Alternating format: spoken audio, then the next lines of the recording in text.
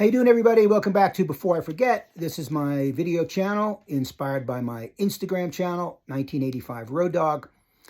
Check the Instagram channel out if you haven't. It's features a lot of my photos of my time spent in music as somebody that was a fan of bands and music as a kid, and as somebody that ended up working in the business in many different facets.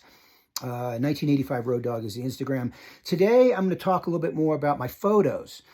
People have asked me, how many photos do you have? How many photos do you have? I have tons of photos. A lot of them I could never publish. I mean,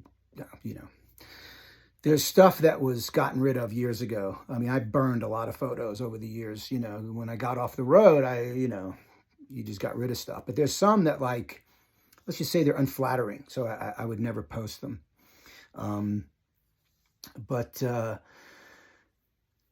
was talking to, who was I talking to about, somebody that asked me, while you were on the road with LA Guns, were there any, who did you meet celebrity-wise, or were there stars or whatever? There were always, celebrities, or, there's local celebrities, there's regional celebrities, there's national celebrities, there's global celebrities. So, I mean, you got a taste of all of that. One time we were in New York, we were staying at the Mayflower Hotel right by Central Park. First tour, 88, and we're getting ready to get in the cars to go to the gig, which is at the Cat Club. It's the first time the band played New York. It was the Cat Club. And anyway, we're walking through the lobby of the hotel, and I see the actor Michael Gazzo, who played Frank Pentengelli in The Godfather Part 2. I recognize him immediately, and and the guys are getting in the car, and I was just like, told whoever was there, one of the crew guys or a publicist, whoever, I was like, just get them in the car. And I went over to see Frank Pentangeli, and I talked to him a little bit, and I got his autograph, and he asked me, who's this band, and I told him. And then I got in the car. We said goodbye, Mia and Frank Pentangeli, Michael Gazzo. I got in the car, and the guys were like, who the hell is that? I'm like, dude, that's Frank Pentangeli. They were like, you're kidding me. They all wanted to go out and meet him, but he had left. So, I mean, you had that kind of stuff happen a lot. Or on the other level, after the Electric Gypsy video, the band was contacted by Harley Davidson. And I think Harley Davidson was in Wisconsin somewhere, Milwaukee, around that area. So when we went through there, they brought us down to the Harley main factory or whatever. Gave everybody leather jackets, crazy, just giving us all kinds of stuff, because Electric Gypsy, motorcycles, as Harleys were all in that video. It was all Harleys, I think. I'm pretty sure. So we got lots of that kind of, so you always had that kind of stuff going on. There's always people throwing you free stuff and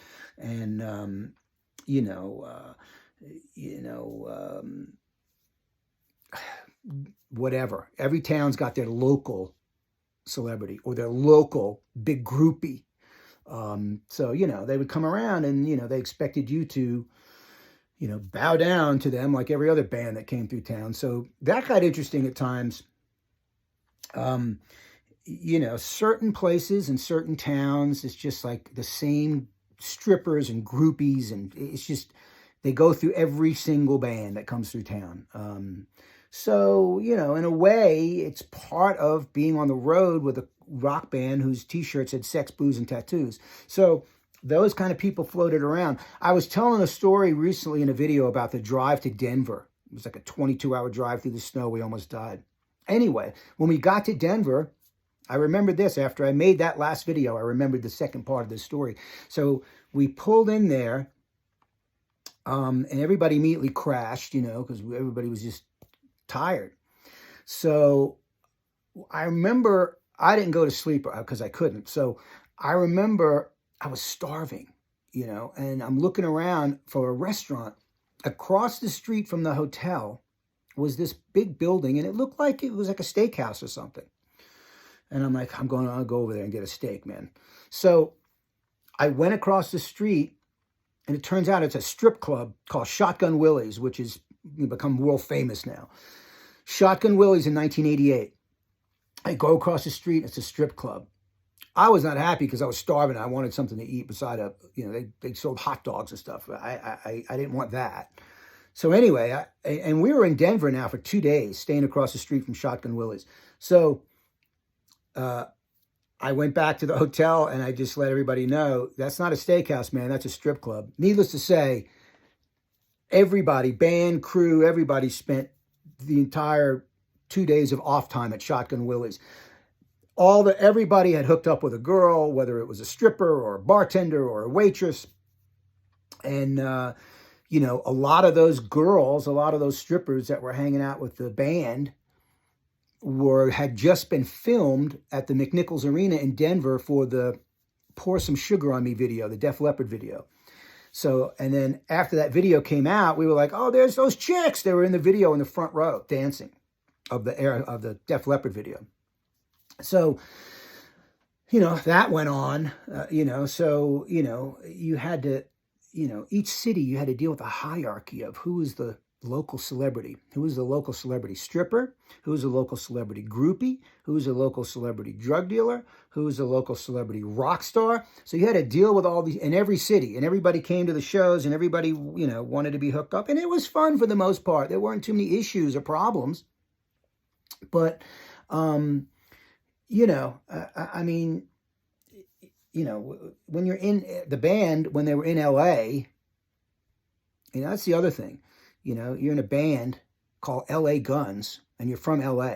So when you're in LA, the doors open up to you for everybody and everything. So in LA, there was, lots of that. Celebrities, minor celebrities, B-list celebrities.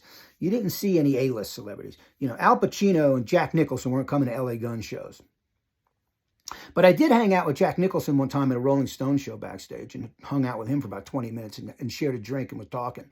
So, you're not going to get A-list celebrities at an LA Gun show, ever. But you're going to get, married with children level people, you know what I mean? You get that kind of stuff, people popping up to shows and that kind of thing. So, it existed and it was part of the landscape. Just looking at a few notes here. Yeah.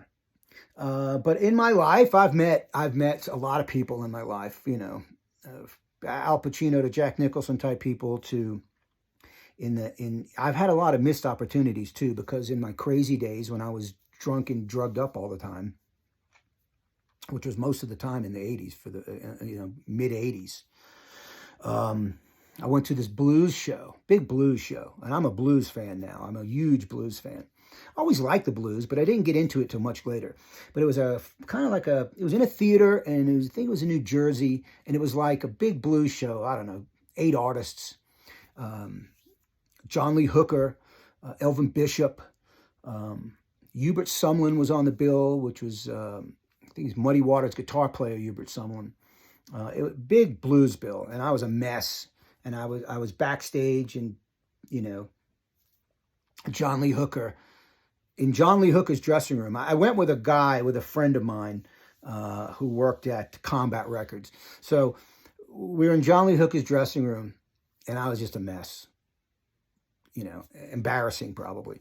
And I was just acting crazy.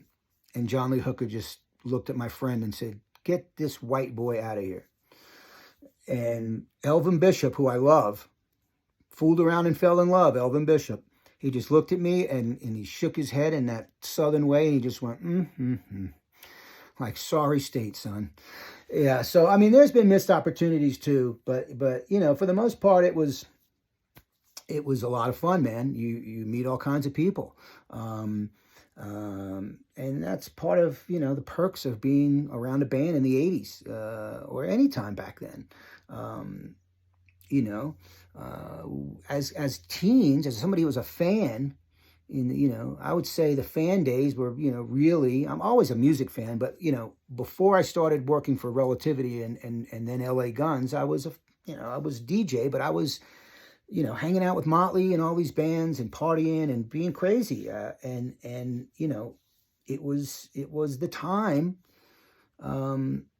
But, you know, it's something that I could never conceive of being today. I'm a different person.